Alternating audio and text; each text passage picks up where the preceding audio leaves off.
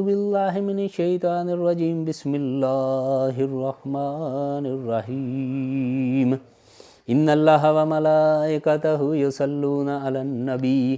یا ایہا الذین آمنوا صلوا علیہ وسلموا تسلیما الصلاۃ والسلام علیک یا سیدی یا رسول اللہ وعلی آلک واصحابک یا حبیب اللہ۔ محترم ناظرین کرام، السلام علیکم ورحمۃ اللہ وبرکاتہ۔ میں امید کرتا ہوں کہ انشاءاللہ باذن اللہ آپ خیریت سے ہوں گے۔ میں آج آپ کے سامنے نبی اکرم صلی اللہ تعالیٰ علیہ وآلہ وسلم کے صحاب صدیق اکبر رضی اللہ تعالیٰ عنہ کی شان پہ تھوڑی سی بات کروں گا، آپ کے ایک پہلو پہ بات کروں گا۔ نبی اکرم صلی اللہ علیہ وسلم سے کس طرح محبت کی جاتی ہے، یہ تو ابو بکر سے ہی سیکھا جائے گا کہ کس طرح نبی صلی اللہ علیہ وسلم سے محبت کی جاتی ہے۔ اعلیٰ حضرت بولے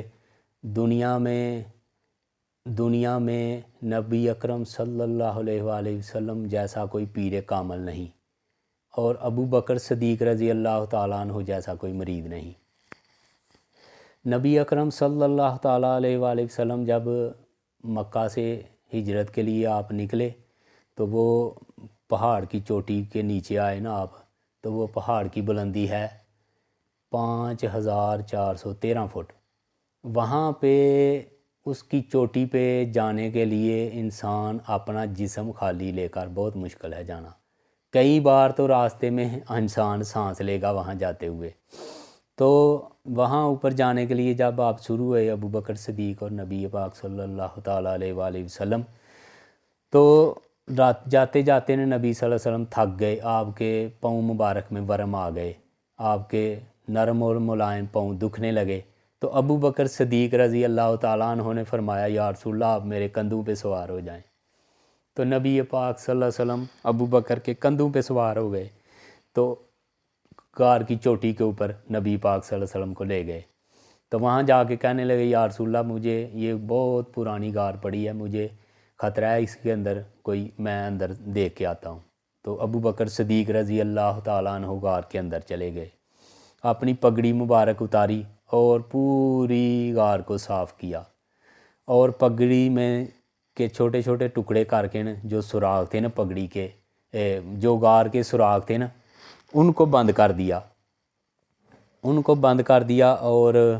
باہر آئے، کہنے لگے یا رسول اللہ اب تشریف لے آئیں آپ۔ تو نبی پاک صلی اللہ علیہ وسلم گئے اور ایک جو سوراخ تھا وہ رہ چکا تھا، تو ابو بکر صدیق رضی اللہ تعالیٰ عنہ نے اس سوراخ کے اوپر اپنی ایڑی مبارک رکھ لی،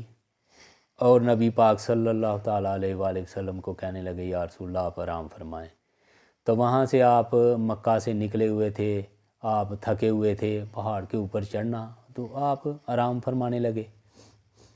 تو کچھ دیر کے بعد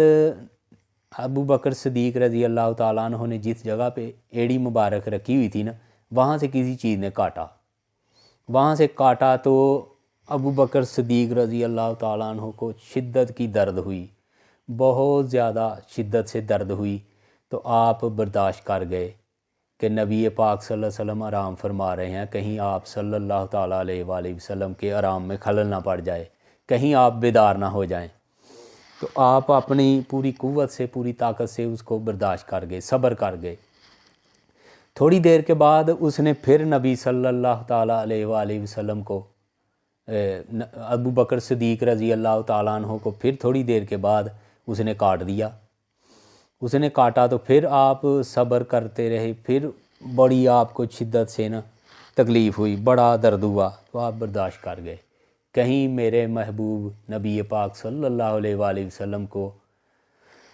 کہیں آپ کے آرام میں خلل نہ پڑ جائے، آپ کہیں بیدار نہ ہو جائیں۔ تو تیسری بار پھر اس نے کاٹا، تو آپ برداشت نہ کر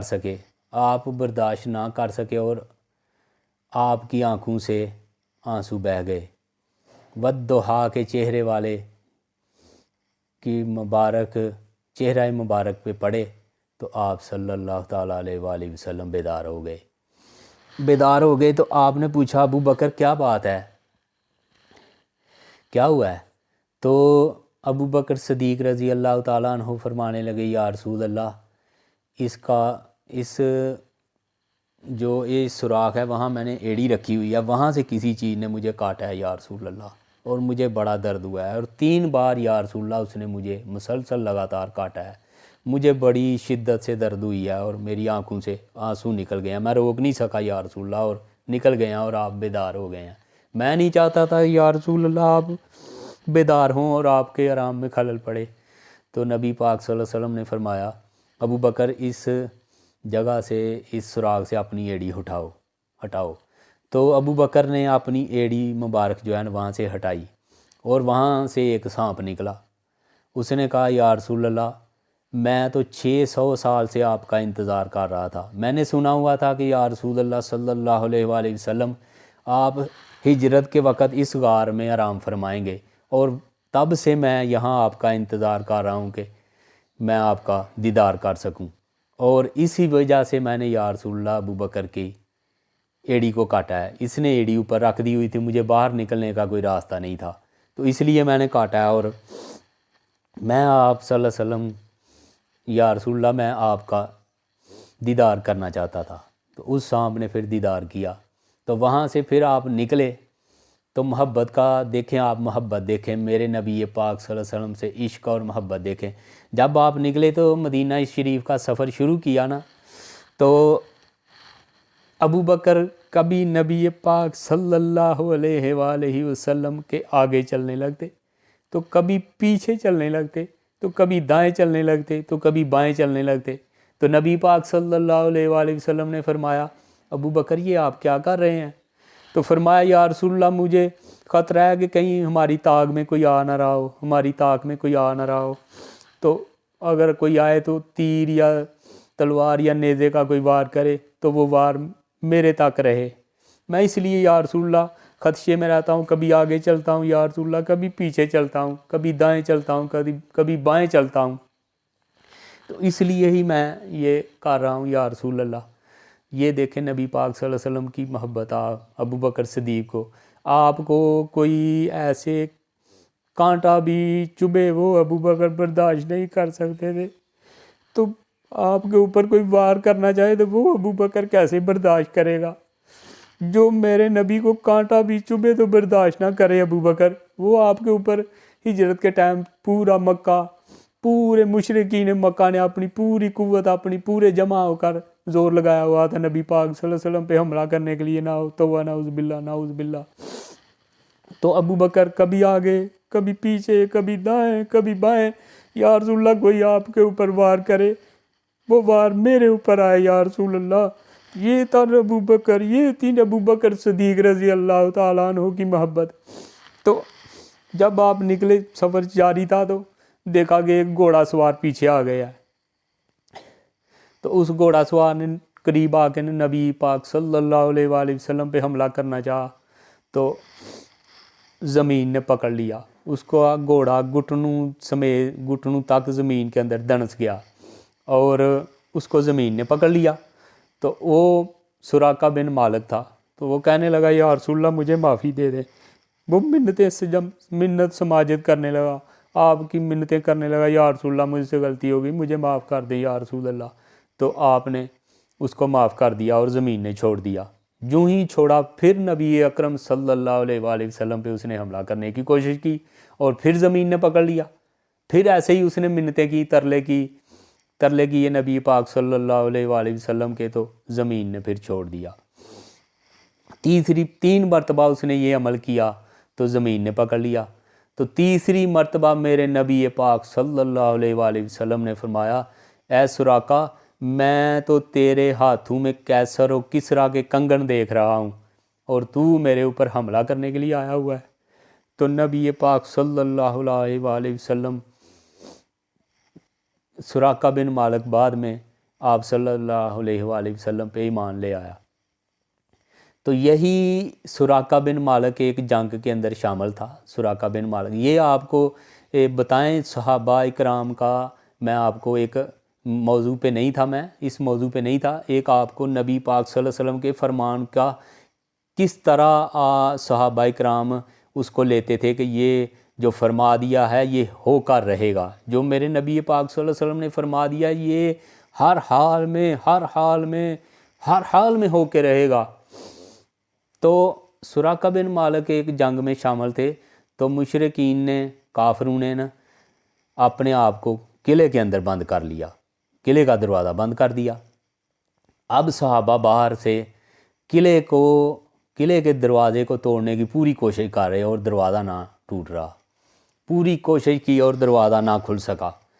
تو اب سراقہ بن مالک رضی اللہ تعالیٰ عنہ فرمانے لگے کہ آپ ایسا کریں کہ مجھے ایک منجنیق کے اوپر بٹھا کر ایسے دھکا دیں اور قلعے کے اندر پھینک دیں۔ تو صحابہ کہنے لگے ارے یار اتنی بلندی کے اوپر یہ دیوار ہے، آج کی بلندی سمجھ لیں 3 منزلہ، کم و بیش سمجھ لیں کتنی ہے، تو اتنی بڑی قلعے کی دیوار ہے، یہاں سے آپ کو ہم اندر پھینکیں گے تو آپ تو نیچے گرتے ہی آپ کی ہڈیاں چور ہو جائیں گی، تو آپ ان سے لڑ کیسے سکیں گے اور دروازہ کیسے کھولیں گے؟ تو سراقہ بن مالک کا عقیدہ دیکھیں، سراقہ بن مالک کا آپ صلی اللہ علیہ وآلہ وسلم کے بول مبارک جو فرمائے ہوئے تھے ہجرت کے وقت آپ کے اوپر جب حملہ کرنے کے لیے آیا تھا، تو سراقہ بن مالک کو نبی پاک صلی اللہ علیہ وآلہ وسلم نے فرمایا تھا کہ میں تو تیرے ہاتھوں میں کیسر و کسرا کے کنگن دیکھ رہا ہوں سراقہ، اور تو میرے اوپر حملہ کرنے کے لیے آیا ہوا ہے۔ تو سراقہ فرمانے لگے نبی پاک صلی اللہ علیہ وسلم کی زبان مبارک سے نکلے ہوئے لفظ ہیں ابھی تک کیسر و کسرا فتح نہیں ہوا،